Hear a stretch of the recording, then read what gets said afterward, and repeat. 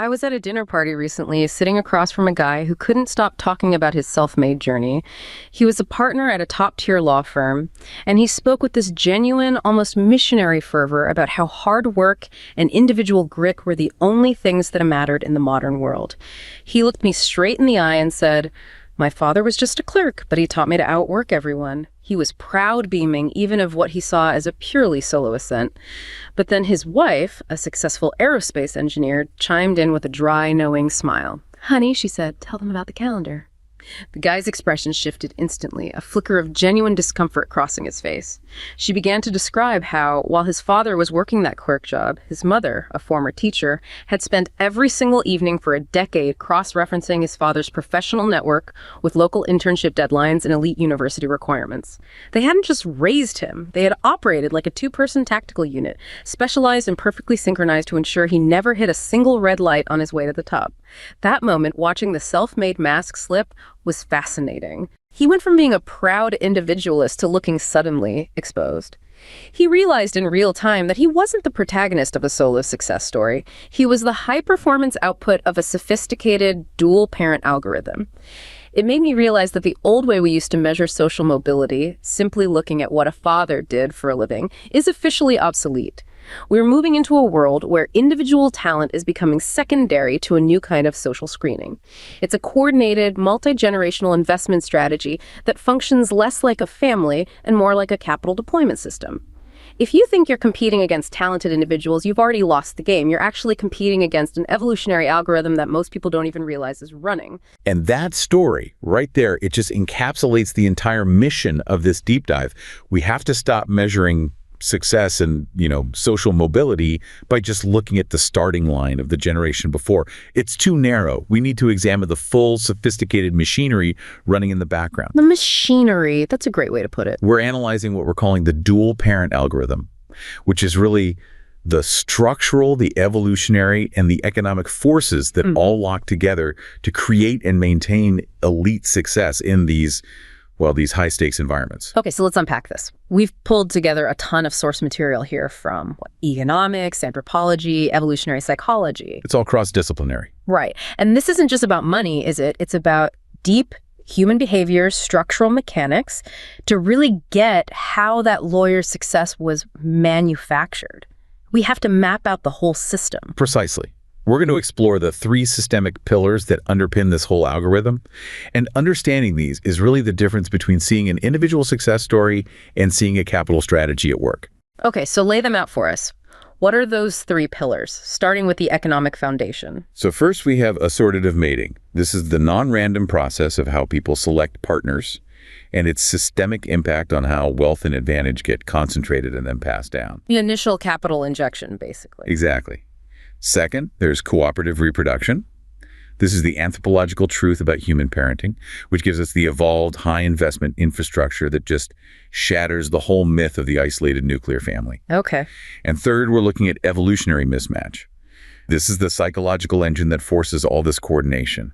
It explains why our ancestral survival programming has basically been weaponized for status competition in today's technological economy. That sets a very demanding stage. Let's start right at the beginning then. The decision that kicks off the whole system. Assortative mating, the engine that concentrates the capital for that algorithm. When we talk about assortative mating, or AM for short, we're really just talking about spousal sorting, people choosing partners based on shared traits. Like education level or income. Education, income, sometimes even specific skills, cognitive or non-cognitive.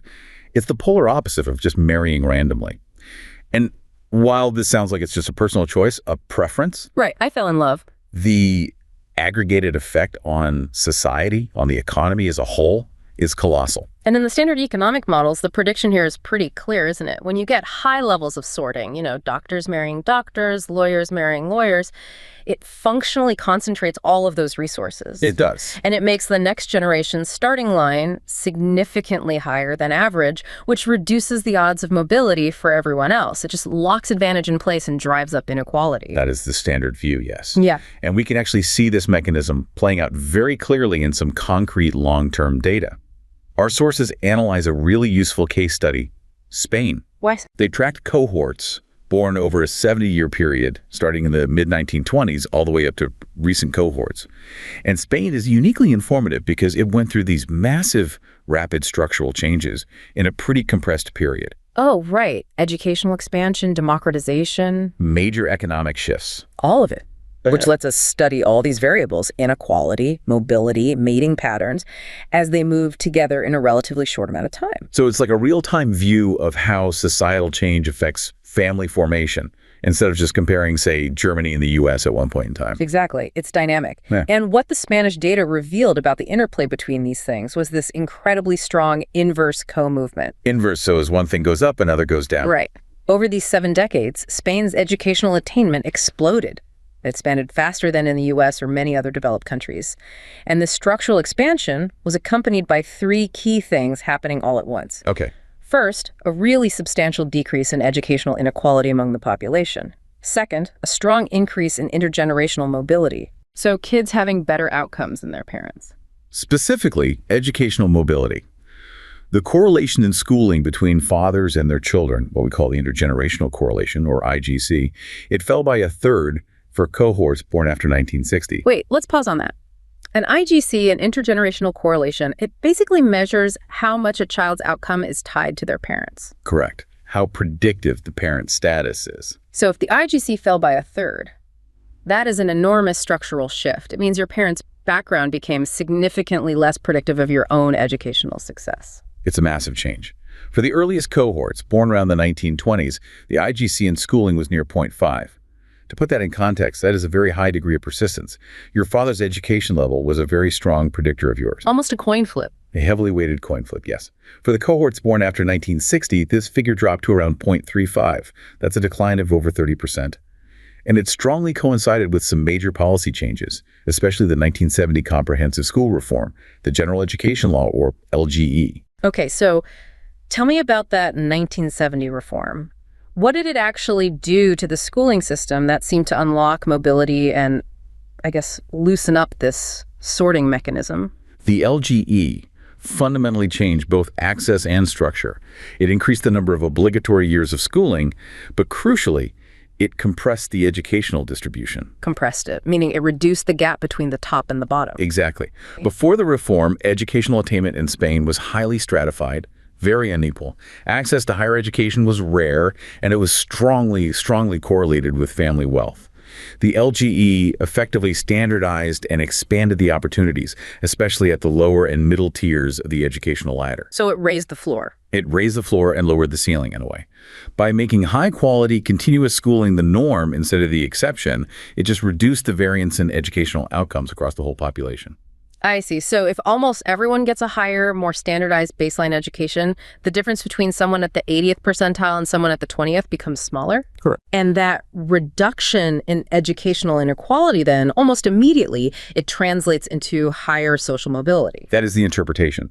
By reducing the overall educational stakes and just flattening the landscape, the economic payoff of an elite education, while it's still high, of course, it became less urgent for just basic survival or status maintenance. And that leads back to the third thing you mentioned was happening at the same time. The concurrent decrease in assortative mating, yes. Yeah. If the educational landscape is flatter, there's just less pressure for people to feel they must marry someone with the exact same high credentials to secure their family's future. The social distance between different educational strata just narrowed. And that's where this causal loop debate gets really fascinating, because the traditional economic model is that assortative mating is what drives the problem, right? Sorting now causes higher inequality in the next generation. That's the standard view. But the Spanish data suggests the cause and effect runs both ways, and maybe at the same time. It does. The co-movement was so close, so near simultaneous, that it forces us to consider the alternative view, that rising inequality might also increase spousal sorting within the same generation. Okay, trace that logic for me. Well, let's say, hypothetically, a region suddenly sees the economic returns to a university degree just explode, while the returns to a high school diploma stagnate or fall. The perceived social and economic distance between those two groups just widens instantly. And as that distance gets wider, the opportunities for people from those two groups to even meet, let alone pair up, they just decrease. You're less likely to meet and marry someone from a social class that's rapidly moving away from your own. Exactly. When the stakes of educational failure are higher, the value you place on a highly credentialed partner, someone who can co-pilot the family through this competitive environment, that value increases substantially. So rising inequality puts more pressure on sorting now, which then just compounds the inequality for the kids. It's a powerful feedback loop. AM becomes both a symptom of the inequality that exists today and a structural driver of the immobility of tomorrow. This sounds a lot like the Great Gatsby curve, which connects income inequality and intergenerational immobility. We usually talk about that curve on a macro level, comparing whole countries. Did the Spanish study find this pattern at a regional level? They did, and that's a crucial methodological confirmation. Yeah. The pattern holds very strongly across Spanish regions.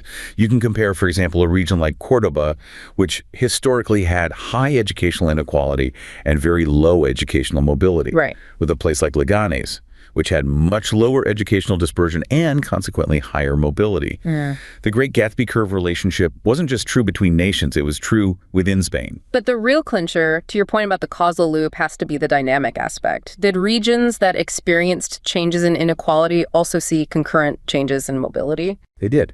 And this is where the link becomes, well, almost undeniable.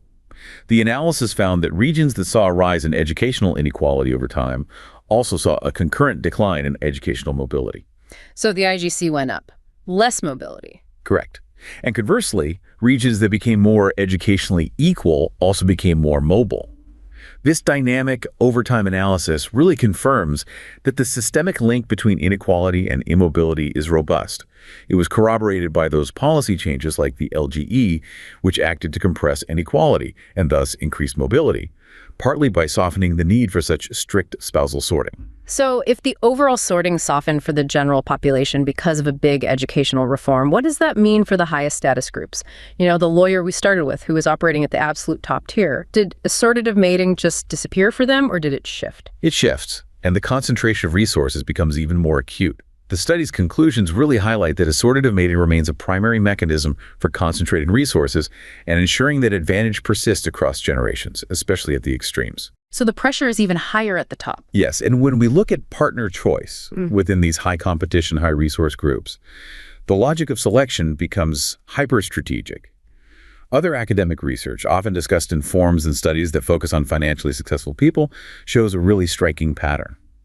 Women, especially those who are highly educated and financially successful themselves, they tend to place a greater importance on a partner's financial status, social status, and professional degrees when they're selecting a long-term mate. That flies directly in the face of the old structural powerlessness hypothesis, right? The idea from sociology that women only sought high-earning men because they were shut out from accessing resources themselves. It does. So the theory was, now that women can access resources, they should care less about their partner's bank account. And the data just doesn't support that hypothesis. The logic was flawed because it didn't account for the joint investment strategy. When women are successful, they're often looking for a partner who can match or even exceed their own ability to generate resources, primarily to maximize the total resources available for the next generation, for the children. So successful women, instead of relaxing their standards, often intensify them. They're ensuring a high-capacity dual-parent unit. So it's not about finding a partner, it's about finding the optimal co-investor. It is the formation of a high-capacity strategic unit. A highly successful woman marrying a highly successful man reinforces that resource base exponentially. It solidifies the starting capital for the dual-parent algorithm. The initial act of assortative mating becomes the ultimate merger and acquisition for human capital. You could see it that way. They aren't just selecting a romantic partner. They're selecting the co-CEO of the next generation's entire educational and social investment strategy. That puts a powerful and maybe a little cold new lens on relationships in advanced societies. And that high concentration of initial capital fueled by AM, it leads us directly into the second pillar. The evolutionary mechanism that makes this level of coordinated high-stakes investment even possible. And to understand the intensity of modern parenting, the calendar mom coordinating every single activity, we have to deconstruct the myth of the isolated nuclear family. Right. When most people think traditional parenting, they still get that image, that mid-20th century American ideal. The male breadwinner, the female homemaker, alone in a suburban house with 2.5 kids. And that idealization is, from an anthropological and historical perspective, almost entirely inaccurate. It's a structural anomaly. An anomaly? How so? It arose partly because, in the mid-20th century, academic fields like sociology focused very heavily on Western middle classes during a very specific period of economic expansion. And there were specific tax and housing policies that actively promoted that family form. So it was less a universal human structure and more a product of a very specific historical economic boom. Exactly. The true human universal is what we call cooperative reproduction. Human history shows that raising children has always required these cooperative networks involving multiple people beyond just the biological mother. These other caregivers, you call them alloparents. Alloparents, yes. And they are necessary because of the sheer biological cost of human offspring. Let's focus on that cost. Why are human children such massive long-term investments compared to, say, other primates or mammals? The reason is their altriciality. Human infants are born functionally helpless. They require years and years of intensive caloric and care investment just to survive, far longer than most other primates. Our big brains. Our big brains require huge amounts of energy, and our childhood is drastically extended for all the social and intellectual learning we have to do. This massive energy budget required to get one offspring to reproductive age is just too large for a single mother to manage successfully without support, especially in an ancestral environment where calories were scarce and dangerous to get. So the need for a collaborative parenting unit isn't a social choice. It's a deep biological imperative. It's driven by our evolutionarily expensive brains and our very long childhoods. It's the fundamental infrastructure of human survival. And this brings us back to parental investment theory, or PIT, which was first developed by Robert Trivers back in 1972. But we need to reframe it for the massive energetic costs that are unique to humans. Okay, so remind us of Trivers' core prediction in this context. The central idea is that the sex that invests more in offspring will be more selective when choosing a mate, and the sex that invests less will compete more aggressively for access to mates. Right. So in biological terms, this means women, because of their obligatory investment. Gestation, lactation, the risks of childbirth. All of it. It's non-negotiable and fixed. Yeah. That makes them the more selective sex. They favor men who signal an ability and a willingness to perform high parental investment. Which in modern terms translates to resources and commitment. Right. And the male investment, while it's high in humans compared to most other mammals, it remains biologically variable. And that variability is key. It's crucial. Paternal investment increases under two critical conditions. First, when having more children is difficult, when resources are tight or the environment is harsh. And second, when that investment significantly boosts the offspring's fitness outcomes. Their chances of success. And the dual-parent algorithm of modern elite families is basically a hyper-adaptation to meet both of those conditions. They're in an environment defined by an intense scarcity of positional goods. That makes perfect evolutionary sense. If you're only going to have one or two children because of the immense cost, you have to ensure that those few children succeed at the highest possible level. And this high level of investment is only sustainable through that critical support structure of alloparenting. Fathers, grandmothers, older siblings, even non-kin. They are essential. How does that help? Their care reduces the energy strain on the biological mother. And from an evolutionary standpoint, it's a winning strategy because these alloparents often increase their own indirect fitness by supporting their genetic relatives. The grandmother's hypothesis. Exactly. The idea that post-reproductive women increase their fitness not by having more kids themselves, but by shifting their investment to increase the survival rate of their grandchildren who carry their genes. That's the deep history. But how do we see this cooperative reproduction still happening in modern, high-income Western societies where so many people believe they're raising kids in isolation? Well, it manifests as hidden support.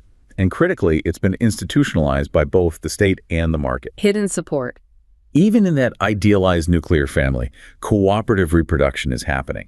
It's the grandparents providing significant, uncompensated labor child care, logistical help, financial transfers, emotional support.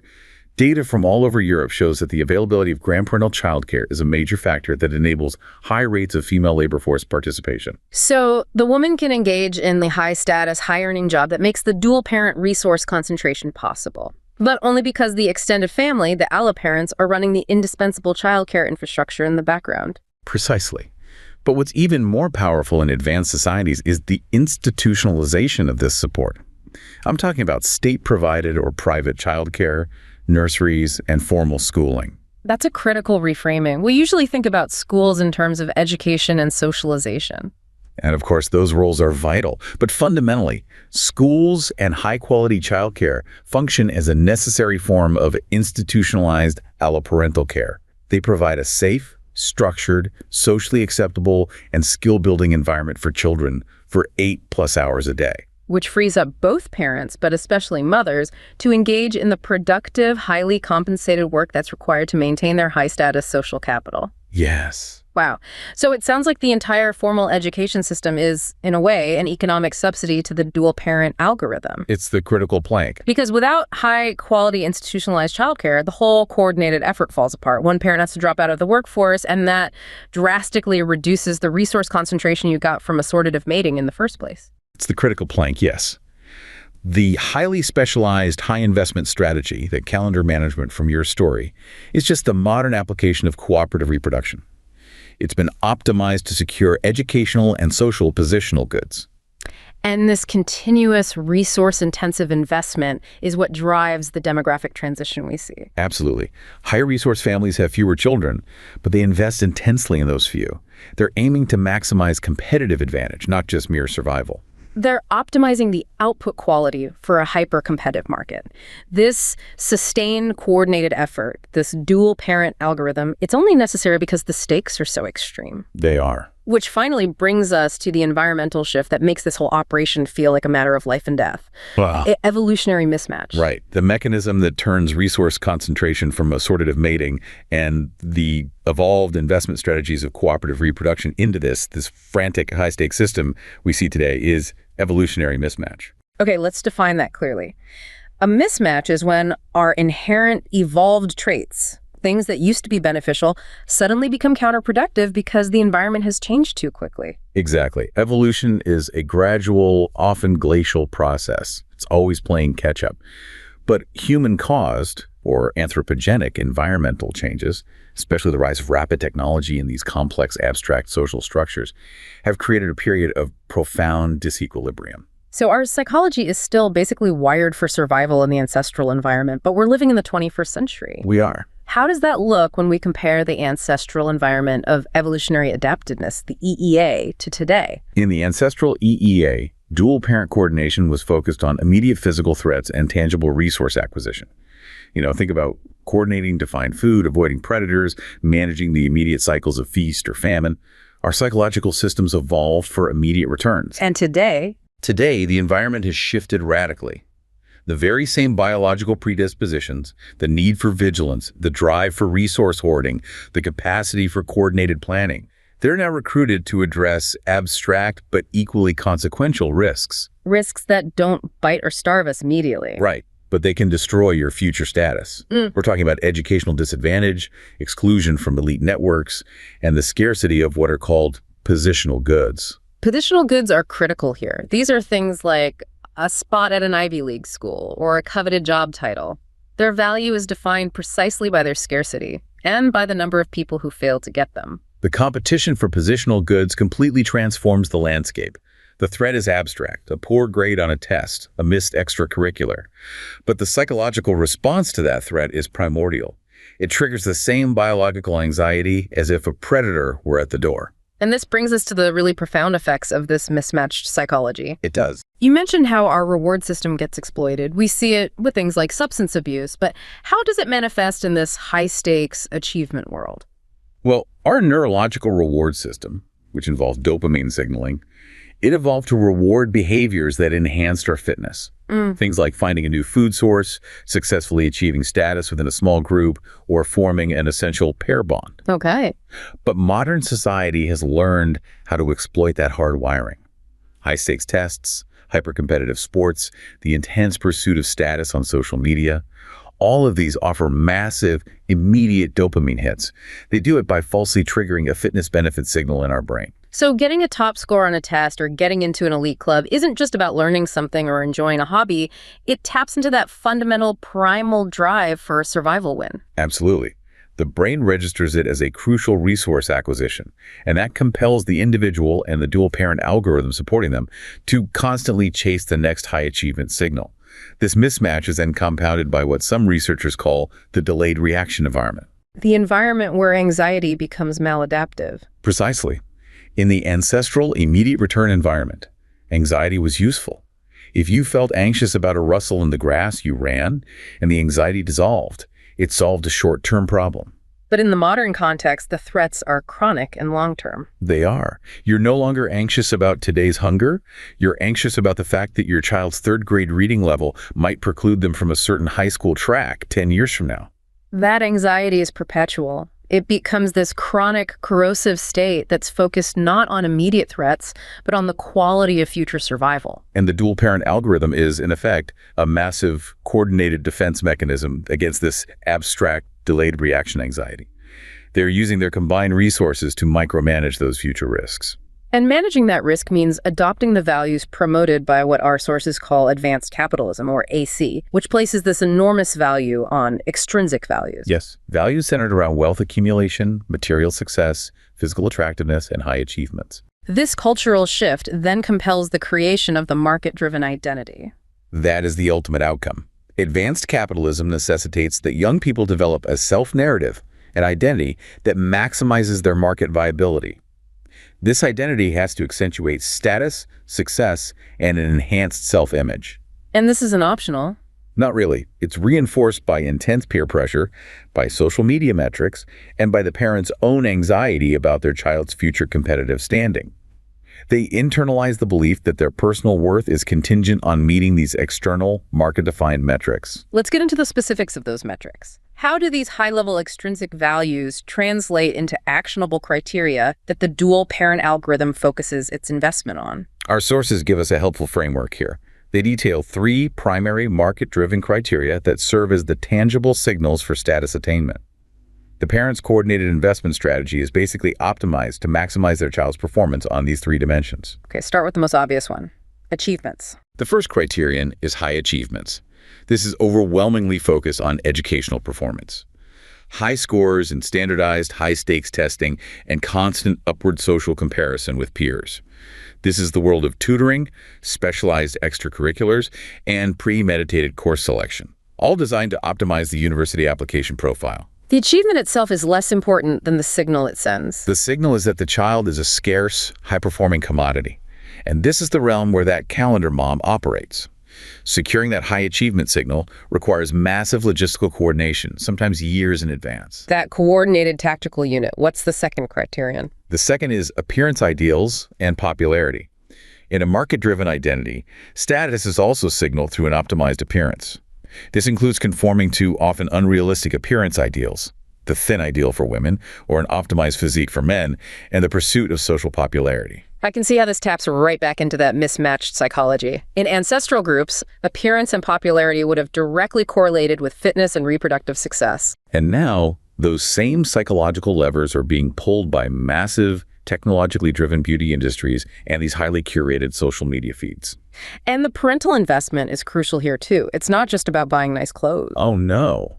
It can involve intensive investment in high-end sports, aesthetic treatments, or even psychological coaching to ensure the child projects the correct enhanced self-image, sometimes leading to the consideration of extreme measures like cosmetic procedures, all driven by the pressure to maintain a high-status signal.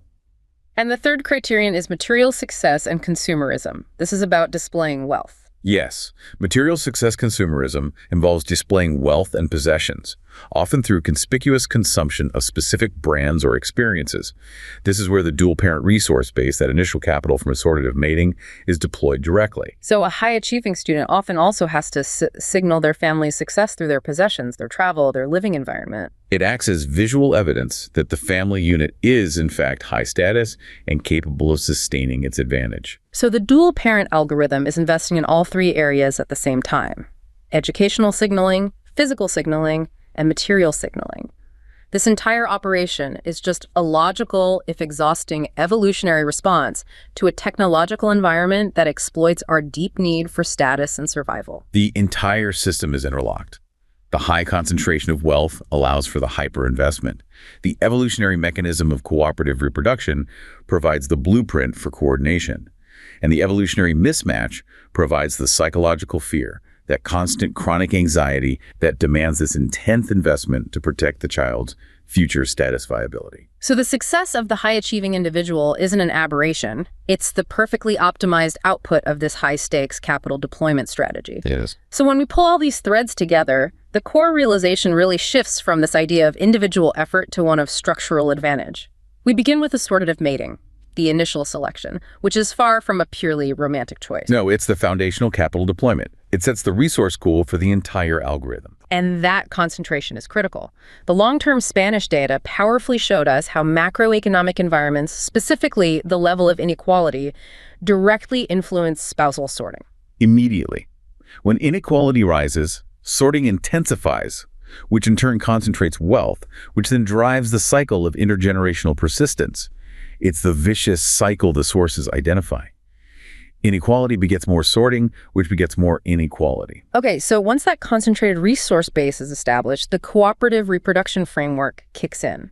This provides the multi-generational alloparental blueprint for intense, coordinated investment. And the dual parent unit is just the command center for coordinating all of it. The grandparents, the tutors, and crucially, institutions like elite schools, which function as necessary alloparental support systems. They allow the economic engine of the family to run at full throttle. And the relentless, almost anxious nature of that coordination is entirely explained by the evolutionary mismatch. It is. Since our evolved psychology mistakes these abstract competitive risks like college admissions or professional networking for immediate physical survival threats, the response is hypervigilance. And that drive is channeled into relentlessly securing those scarce positional goods, signaling status through achievement, appearance, and material success.